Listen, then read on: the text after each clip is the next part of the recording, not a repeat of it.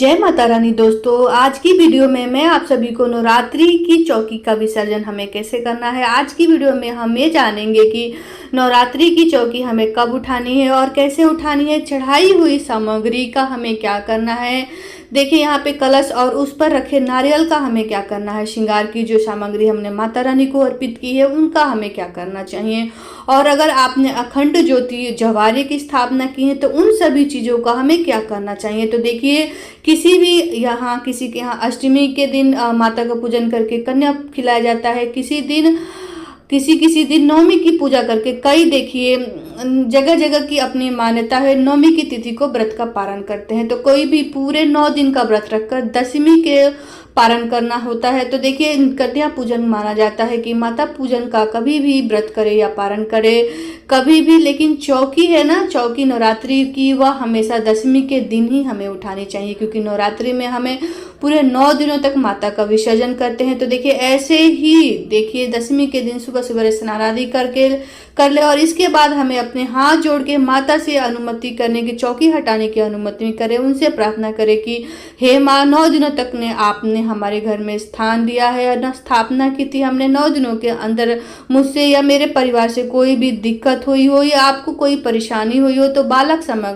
के हमें क्षमा याचना करें। अब देखिए शुरुआत करते हैं कि देखिए माता रानी की जो भी चढ़ाई हुई, जो भी फूल प्रसाद आपने सुबह में जो भोग लगाया है ना, वो उसको हम उठा लेंगे। इस प्रकार से सभी चौकी पे से जो भी भोग सुबह आपने, क्योंकि बिना भोग लगाए माता की चौकी कभी मत उठाइएगा।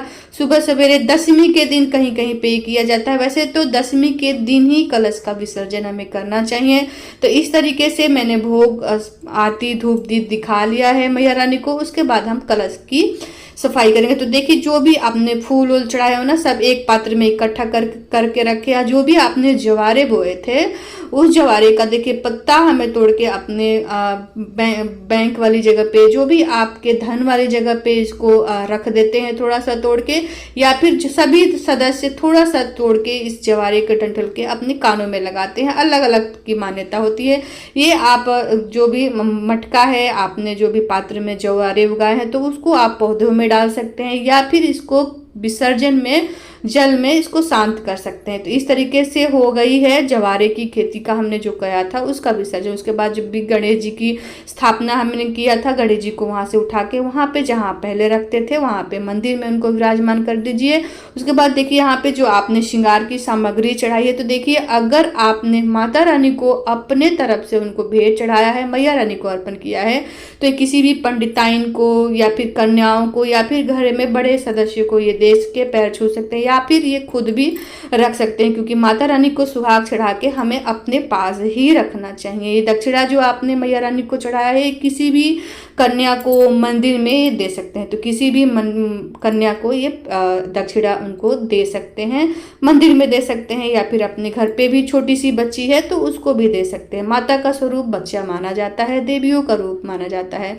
तो इस तरीके से जो आपने जोत जलाई है ना, अखंड जोत, उस तरीके से देखिए सारी बातें जल गई। अगर इसमें दीपक में थोड़ा सा लौ है या फिर थोड़ा सा तेल रह गया है तो आपको इसी तरीके से दीपक को रखना है। कभी भी दीपक को बुझाना नहीं है या फिर कुछ नहीं करना है। वैसे ही दीपक मैया रानी के सामने, जहां भी मैया रानी की फोटो विराजमान करेंगे वहां पे इस तरीके से उनके सामने रख देंगे। अब का बात करते हैं कि कलश का नारियल हमें क्या करना चाहिए।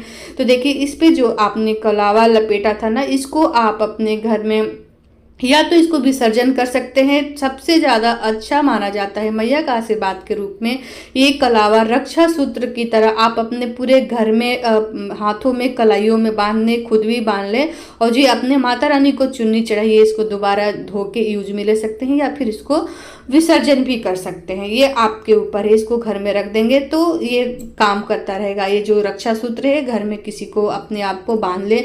और जो श्रीफल का नारियल है, कहीं कहीं पे देखिए माना जाता है कि इसमें 9 देवी देवताओं को, सभी देवी देवताओं को आह्वान करके नारियल श्रीफल रखा जाता है। तो इस तरह इसको खाने नहीं चाहिए, विसर्जन कहीं कहीं कर दिया जाता है। कहीं कहीं पे इसको अष्टमी के दिन मैया रानी को भोग लगा के सभी को प्रसाद के तौर पे बांट दिया जाता है। कभी कभी दशमी के दिन इसको घर में फोड़ के और इसको प्रसाद के तौर में पूरे घर में बांट दे। जगह जगह की मान्यता है, जैसे आपको इच्छा हो। वैसे तो नारियल खाना ही चाहिए, भैया को भोग लगाने के बाद आप पूरे घर में प्रसाद के तौर बांट दे। जो कलश में जो आपने जल डाला था इस तरीके से पत्ते को फोल्ड करके जो आपने पंचपल्लव लगाया था उसी से पूरे घर में आपको पूरा घर में छिड़क देना है। पूरे कोने, बालकनी, छत में सभी जगह इस जल को सींच देना है। और जो बच जाए ना, जो लोटे में थोड़ा सा जल अगर बच जाता है तो इस तरीके से वो में जितनी भी सामग्री होती है ना उसमें से निकाल लेंगे और इस जल को किसी भी पौधे में, बालकनी में, छत पे या फिर किसी डिब्बे में ऐसे ही देखिए इस तरीके से जल जो भी बचता है आपको पौधों में डाल देनी है। उसके बाद जो उसमें सिक्के डाले थे आपने, सुपारी डाली थी, लौंग, इलायची डाली थी ना, ये आप विसर्जन में डाल सकते हैं। और सिक्का जो है आप अपने धन रखने की जगह पर रख सकते हैं।